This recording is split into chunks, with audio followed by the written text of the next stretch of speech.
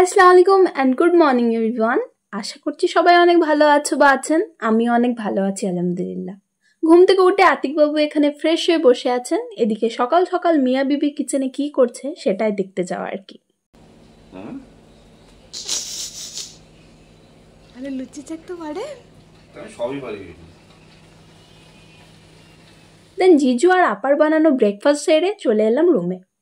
আপার room থেকে বাইরের ভিউটা কিছুটা এরকম, আমার তো ভীষণ ভালো লাগে। জানলা খুললে এরকম একটা ভিউ কার না ভালো লাগবে বলুন। তার উপর আজকের ওয়েদারটাও সেই।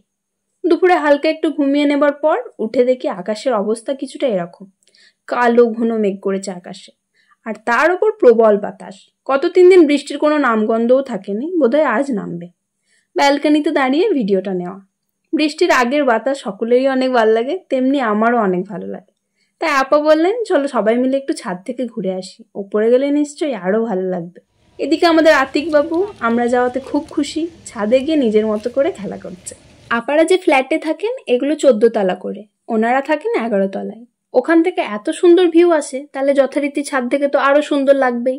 তাই মনে রাইস সেরিমনির ভিডিওতে তোমাদের বলেছিলাম আপার বাড়ি গেলে ভিউটা তোমাদের সাথে শেয়ার করব, তাই আরো করলাম। সন্ধ্যায় একটু রেডি হয়ে নিলাম বাইরে দিয়ে বেরোবো বলে। আপাদের এখানে প্রতি 1 সপ্তাহ কি 10 দিন পর পরই মেলা বসে, তাই আপা বললেন প্রথমে ওদিক থেকে একটু ঘুরে আসা যাক।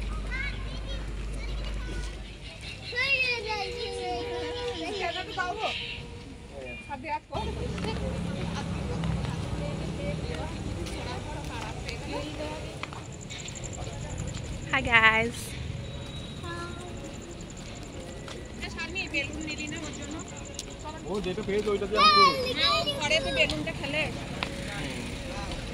তারপর এলাম আমরা একটু মেন রোডের দিকে।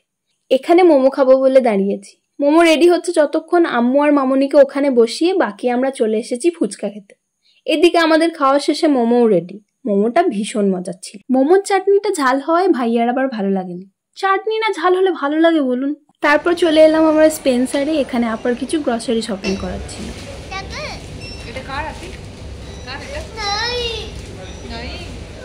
এই ড্রেসটা গত বছর বার্থডেতে পরেছিলাম, আমার মাইমা গিফট করেছিলেন এটা। তারপর ফ্রেশ হয়ে বসলাম আতিকের তার পাপার সাথে দুষ্টুমি দেখার জন্য। বাও বলো তো, বাও হাত দেখি দাও তো, হাই করে দাও, হাই করে দাও, হাই জোস পটে বলে হাই। দেখা হচ্ছে নেক্সট কোনো ব্লগে।